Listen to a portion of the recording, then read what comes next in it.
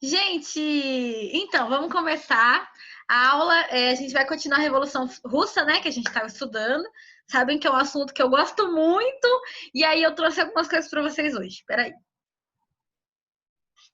Cadê? Sumiu. Nós estávamos aqui, né, falando da Revolução Russa. Nós. Cadê vocês? Deixa eu ver vocês. Tô vendo vocês. Nós já falamos sobre o início dela, né? Que era um país muito grande, que a população, a maioria vivia na pobreza. Falamos sobre o czar, sobre a importância dele, quem ele era, certo? Aqui, ó, o czar Nicolau II, né? Que na verdade já existiu o czarismo há muitos anos, mas que esse daqui, coitado, foi na vez dele que o negócio desandou tudo. Eu pedi até para vocês assistirem o filme da Anastácia, que é um filme da Disney que conta sobre a história que eles achavam que era da filha dele, né, a filha mais nova. Com a cara que vocês estão fazendo, vocês não assistiram, né? Mas é um filme tão bonitinho que conta uma musiquinha tão fofinha. Assiste depois, é bem fofo o filme. É triste, mas é bonito. É da Disney, gente, não tem nada demais. Então, né, ele era o imperador, ele era o czar, aqui tá toda a família dele, a Anastácia, que a gente falou, essa menina aqui, né? E a maioria da população vivia em comunas, que eram aquelas pequenas, como se fossem vilas, em que eles podiam viver ali até pouco tempo em regime de servidão, então muitos deles não tinham estrutura ainda de trabalho. Eles eram servos no estilo feudal, praticamente, tá? Tem alguém que fica fazendo barulho na minha rua. Ele era considerado alguém que era instituído pela igreja, né? Mas, de novo, não era uma igreja católica romana, que a gente está acostumado, que é a que tem mais aqui no Brasil, mas é a igreja ortodoxa. Então, ela é católica também, mas ela é ortodoxa, né? Então, são outras ideias. A liderança não é o Papa, a liderança é o patriarca, eles não têm adoração a imagens, então tem várias estruturas diferentes da igreja católica que a gente está acostumado, né? Acostumado.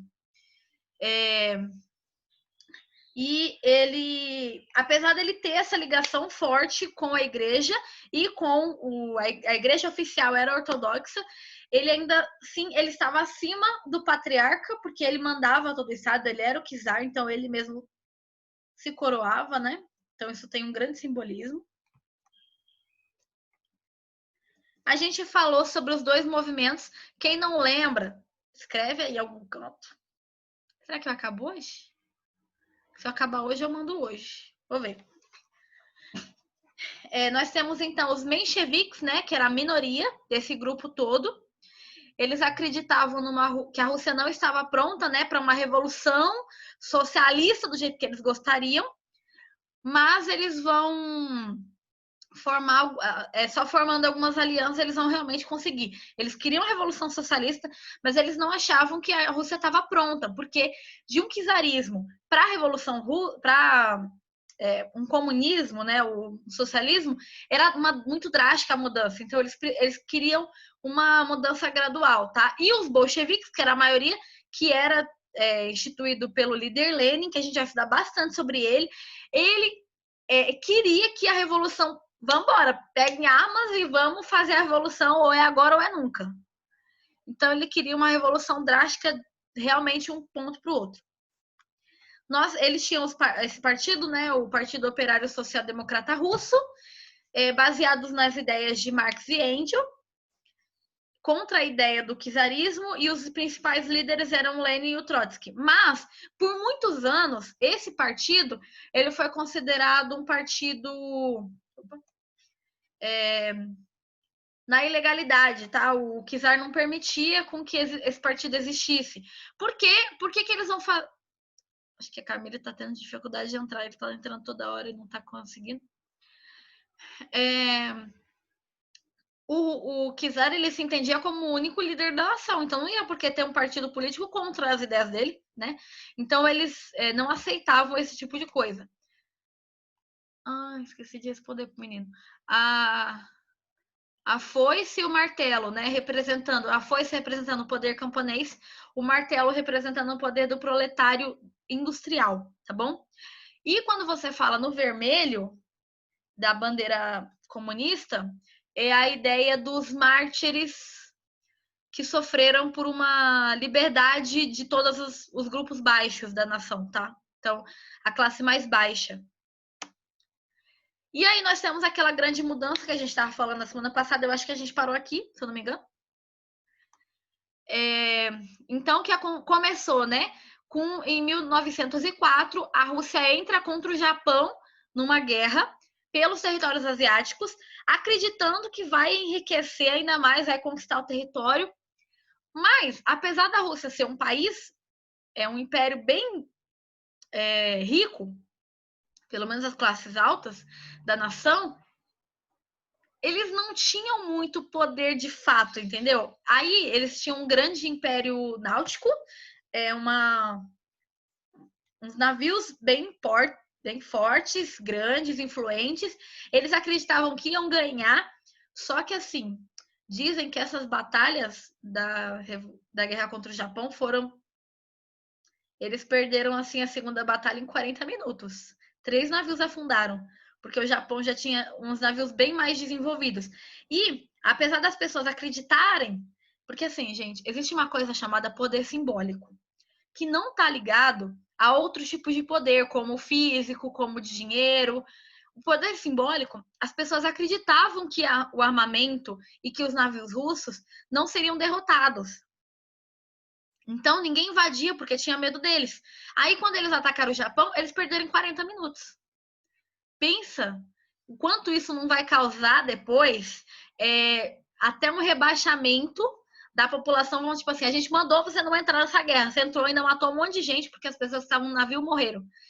Então, assim, o poder dele fica bem enfraquecido, bem abalado. As pessoas vão desacreditar do czar, porque ele acreditava que era uma forma dele fortalecer o seu poder perante a nação. E, na verdade, ele perdeu em minutos. Não deu nem uma hora de guerra. Enfraquece ainda mais, então, a economia, né, russa, agravando os conflitos com as camadas mais baixas, que estavam passando necessidade. E a Rússia entrando em guerra sem necessidade, né?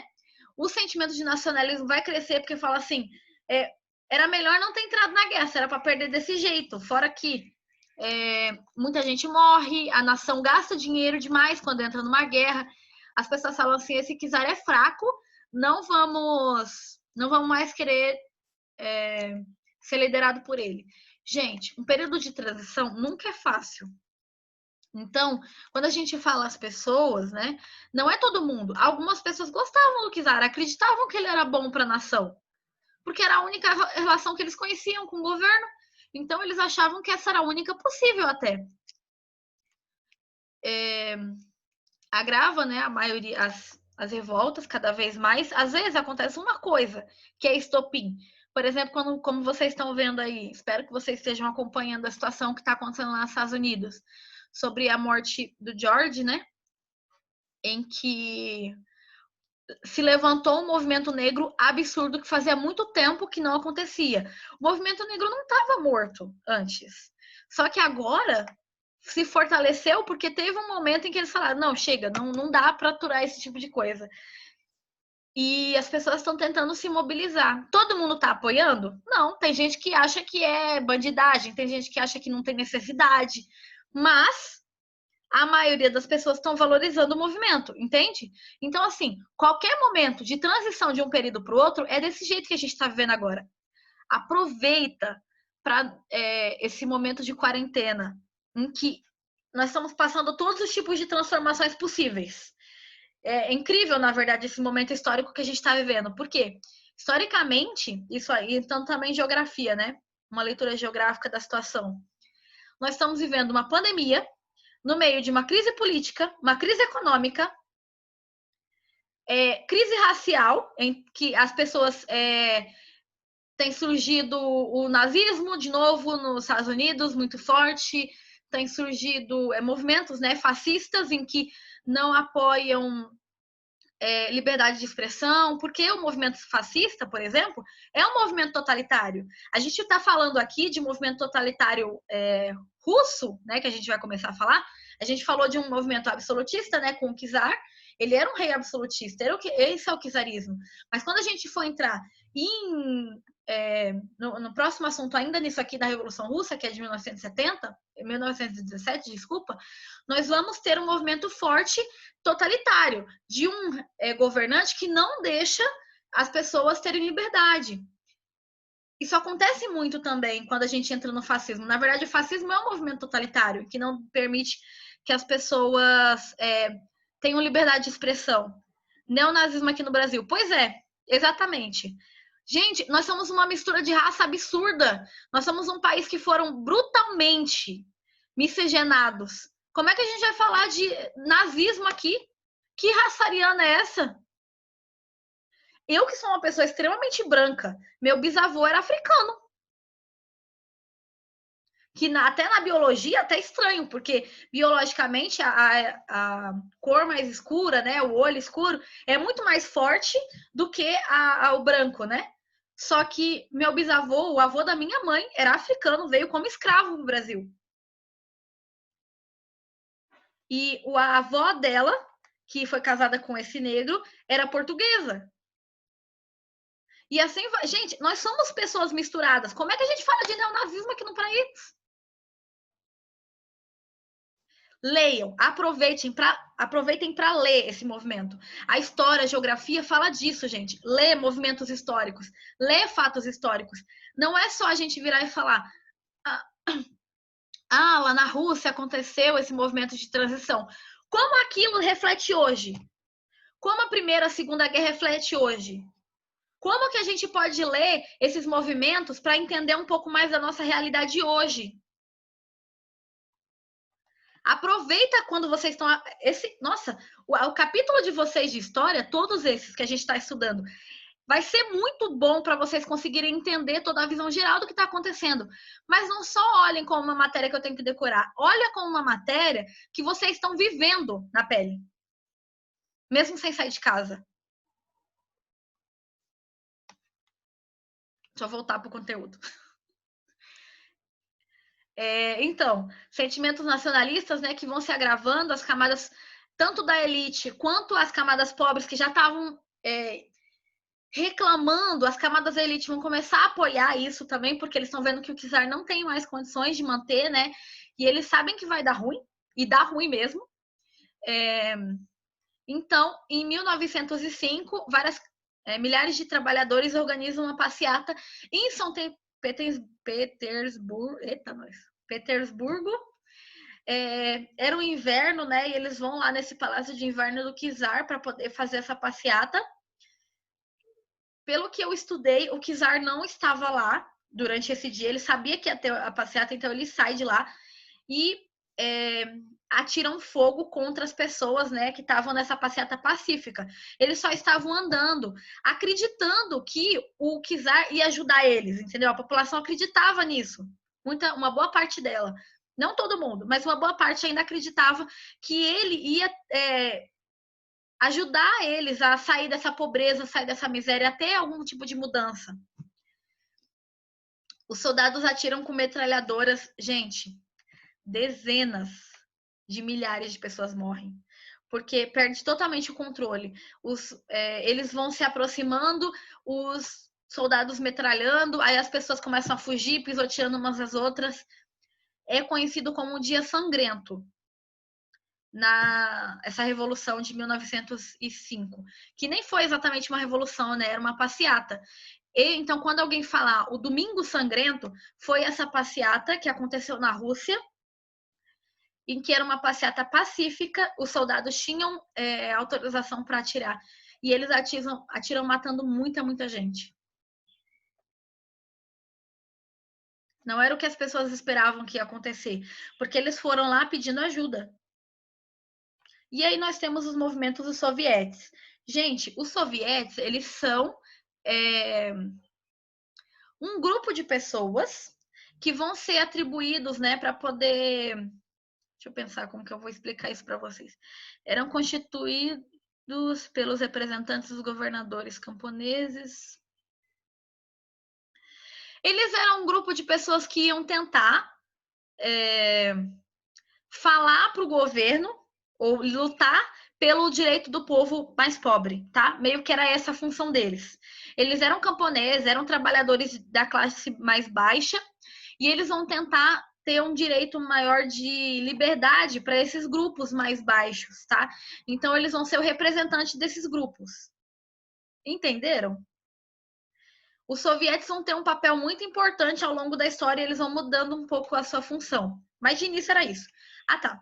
Eu trouxe aqui um videozinho para vocês assistirem de um professor cantando uma música sobre a história do czar.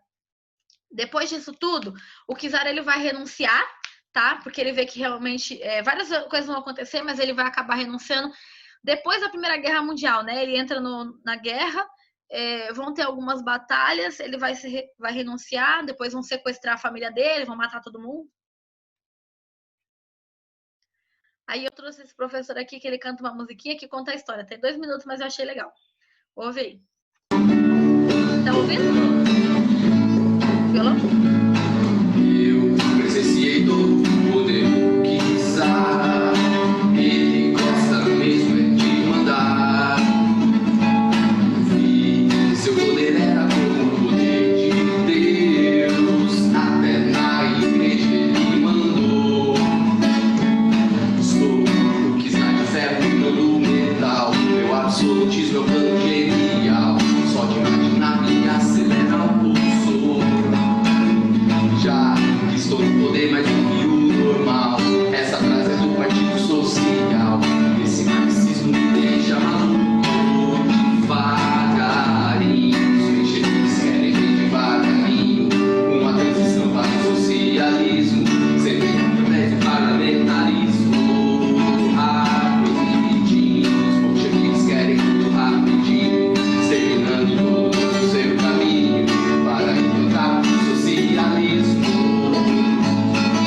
E a economia afetada vai tentando o ritmo da revolução sangrenta que aconteceu no domingo, baby. A economia afetada vai tentando o ritmo da revolução sangrenta que aconteceu no domingo.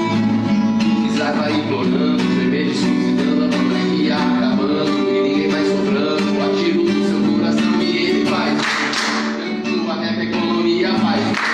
A nova política segura o poder. Tudo isso conta para o país crescer. Stalin não tem pressa, só quer curtir a viagem. Começando lento, depois não vai. Passinho, passinho, suave, suavezinho. O RSS, pouquinho, pouquinho. É um quebra-cabeça para governar. E são várias peças para completar. Passinho, passinho, suave, suavezinho. O RSS, pouquinho, pouquinho. É um quebra-cabeça para governar. E são várias peças para completar. Despacito.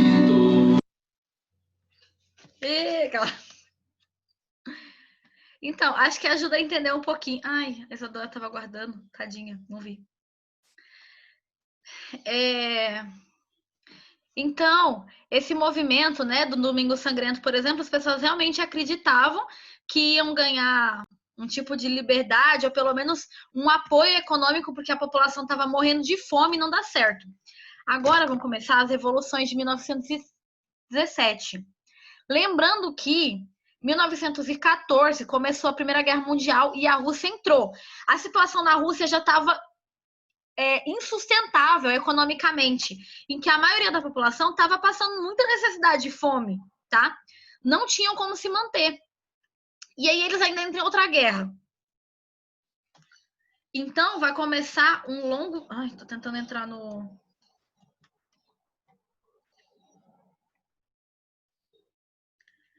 Prof, o meu parou de sair som, mas a maioria escutou, né?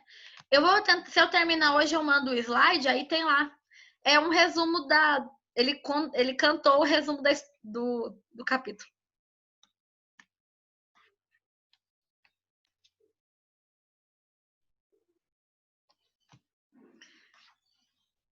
Então, russos entram na guerra com 15 milhões de soldados.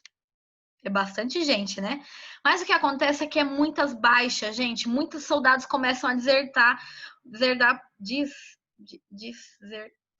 Desertam. eles começam a desistir, né, da guerra e fogem. Eu não consigo falar essa palavra. Desertar, isso. Eles começam a desertar e eles tentam fugir porque tem muita gente morrendo. Eles estão, não é que eles estão perdendo a guerra, porque eles não estavam, mas era tanta gente morrendo que as pessoas começam a ter medo. Quando eles entram na guerra, eles praticamente com a roupa do corpo e uma pistola, é tipo isso, entendeu? Não tinha armamento suficiente para esse povo todo. Não tinha. Apesar que a gente falou, né, que quando eles entram na guerra, todo mundo acredita que vai ganhar, sabe? Aquele sentimento de vitória, porque eles tinham armamento. A Rússia entrando na guerra, a população no geral, ela não tinha muito armamento. Então, quando eles entram na guerra, é assim, como é que eu vou matar como é que eu vou ganhar da Alemanha, que tem várias metralhadoras, se eu tô com uma pistolinha? Difícil, né? Então a maioria da população sofre muito medo da situação que está acontecendo. Então quem não morre tenta fugir. A economia ela vai se fragilizando porque a guerra vai durando, né, alguns anos, como a gente falou quando a gente estudou a Primeira Guerra Mundial. E isso acontece é que, já que a guerra não está acabando, as pessoas que trabalhavam no campo também não estão produzindo. Então a pessoa que não foi para a guerra está morrendo de fome porque lá também não tem comida. Entendeu? Não tem gente para produzir. Então, imagina a crise que não estava a Rússia no período. Ainda era o czar, tá? Nesse período aqui. Ele vai desistir daqui a pouco. Mas aí a economia se fragiliza. Tem fome, aumenta a inflação, porque a economia não tá boa. Provavelmente, por que aumenta a inflação? Normalmente porque produz mais dinheiro, né? É um dos fatores, mas não é o único. Aumenta o desemprego, várias pessoas vão falindo, né? Nesse período existia alguns capitais estrangeiros, então alguns mercados que eram de outros países, existiam bancos privados, existiam várias coisas privadas, mas isso vai mudar.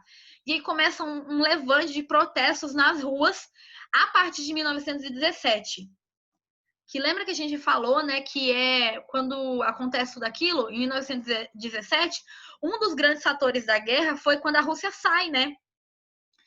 O czar renuncia, ele não aguenta a pressão popular, sob o comando dos mencheviques e dos liberais políticos, né? Líderes mais conservadores da Duma. A Duma era um conselho, tá? Um conselho que o rei tinha, se eu não me engano, a partir de 1905, para que mais pessoas fossem ouvidas, para tentar diminuir um pouco todas aquelas crises, tá? Mas, de fato, não tinha poder nenhum. Lembrando que essas pessoas que estavam em volta, todos eram conservadores. Mesmo os que eram mais da revolução, né? Por exemplo, os mencheviques, ainda assim, eles não queriam uma revolução do nada, entendeu? Eles queriam com um processo. Então, ainda assim, eram considerados também da linha mais conservadora, em que ia demorar, né, de desenvolver essa revolução socialista que todos eles buscavam. Eles que começam, né, a entrar no poder, já que eles já estavam ali. Os grupos mais radicais se unem aos sovietes, que vão ser essa camada mais baixa, né, que vai lutar por uma liberdade maior. Ai, tá acabando a aula. Por uma democracia maior, tá? Eles querem, de fato, democracia. Esse socialismo que eles pregavam era um socialismo democrático, tá? Em que eles poderiam ter a liberdade de falar, todas as camadas poderiam ter liberdade de falar. Todas as camadas sociais, na verdade, não era para existir, né? Camadas sociais, era para existir todo mundo no mesmo patamar social, em que as pessoas tivessem liberdade de falar suas necessidades, unir, né, tudo isso em leis para que as pessoas tivessem uma maior condição de vida, igualitárias. Então, esses radicais bolcheviques com os sovietes vão fazer uma união, né? Reivindicações populares, eles queriam o fim da censura da imprensa, a anistia aos presos políticos. O negócio é que eles acabam esquecendo aqui no primeiro momento que uma das reivindicações, por exemplo, dos sovietes, era que acabasse com a guerra e tivesse a reforma agrária. Eles acabam esquecendo isso por outros fatores, tá? E aí começam as revoluções de outubro. Revolução de Outubro. Ele tinha o Lenin como um líder bolchevique, tá? Ele volta do exílio, ele estava fora. e ele critica duramente o governo provisório menchevique, que ele achava muito fraco, achava que não ia dar certo, entendeu? Ele falava, não, a gente precisa de uma mudança drástica para as coisas mudarem, de fato. Dependia a ideia que os defendia, né? Desculpa, tá escrito errado. Que os soviéticos deveriam tomar o poder e instalar um governo socialista na Rússia com o apoio de Lenin e Trotsky. Tá? A ascensão menchevique não seria o suficiente para o movimento, como a gente falou, né? Era necessário que tivesse uma liderança forte soviética para a maioria das pessoas terem acabarem de vez com o movimento, com os movimentos que eram diferentes dos deles, tá? Gente, durante todo esse período, como eu falei, o czar vai ser preso, vai ser morto brutalmente, ele e a família dele. Ao longo da história, desde 1905, vários dos nobres vão sendo mortos, tá? Vai causando até uma revolta entre as nobrezas de outros países, porque eles vão ficar assustados com a quantidade de mortos que vão tendo esses movimentos. Mas é porque eles queriam garantir que não teria nenhum outro czar ou descendente uma hora tentando buscar o trono de volta, entendeu? Qual era o slogan da Revolução Lenin? Era pão, terra e pão, paz e terra. Pão, porque as pessoas tinham que ter direito a comer, tá? Paz, chega de guerra, chega de estar na guerra, né, na Primeira Guerra Mundial. E terra, a reforma agrária, que era para que eles diminuíssem, né, as terras de quem tinha muito e dessem terras para quem não tinha, porque as pessoas estavam morrendo de fome, sem como plantar, né? Porque não tinha estrutura para isso. Poucas pessoas tinham muitas terras. E o outro slogan, todo poder aos soviéticos, ou seja, todo poder à classe baixa, todo poder aos trabalhadores de verdade. São slogans socialistas, né? De união das pessoas, em que não existam camadas baixas, em que as pessoas têm os mesmos direitos, né? E aí começa um movimento de tensão, né? Como a gente estava falando. O que eles buscavam?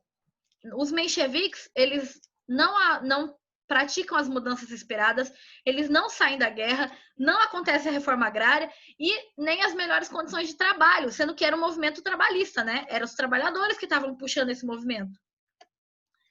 Tanto os burgueses quanto a classe trabalhadora mais baixa, tá? Isso vai mudar um pouco, mas no início era. E aí contra os bolcheviques, né? Que apoiavam as ideias mais drásticas de mudança, conquistam apoio popular muito rapidamente, e aí a Revolução de Outubro acontece de 24 para 25 de outubro. Eles derrubam o governo provisório e assumem o poder bolchevique, tá? E aí é quando as coisas começam a ficar muito mais inflamadas. Por quê? Primeiramente, eles instituem um país se denominando, né, socialista, é o primeiro país socialista do mundo, com uma participação ativa da população, e a ideia é que seja sem desigualdades sociais. Nas cidades isso era mais comum, mas no campo nem tanto, porque é um país gigante, era um império gigante. Então, eles vão ter bastante dificuldade de organizar essa desigualdade social, tá?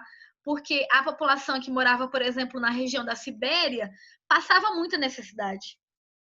Porque era um local muito frio, né? Então é bem difícil de administrar toda essa região. Gente, alguém tem dúvida até aqui? Todo mundo tá entendendo tudo? Podem colocar no chat se tiver dúvida. Coloca o nome de vocês também que está participando da aula. Lenin vai ser o primeiro presidente, né, desse novo país. E esse país vai ser uma república, vai se chamar, né, de início, República Soviética Russa.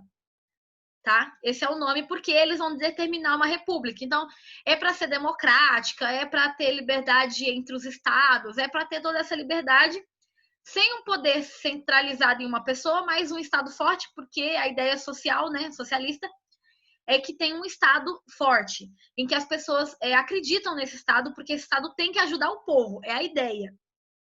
Gente, no liberalismo, no comunismo, no neoliberalismo, as ideias não é realmente a prática, entendeu? É o que vai acontecer.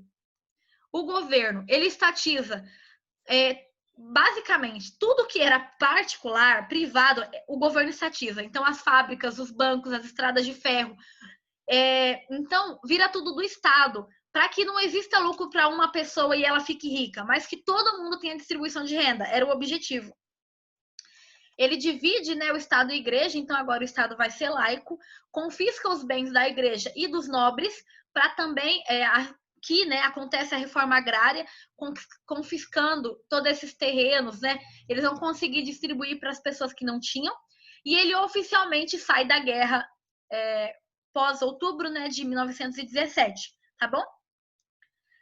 O que começa um período que desagrada muito os empresários, os banqueiros, os proprietários rurais, os capitalistas estrangeiros que estavam ali tendo uma oportunidade de negócio, né? Eles não gostam nada desse governo que se instaurou socialista, porque eles perdem o que era deles. A ideia é que não tenha propriedade privada, né?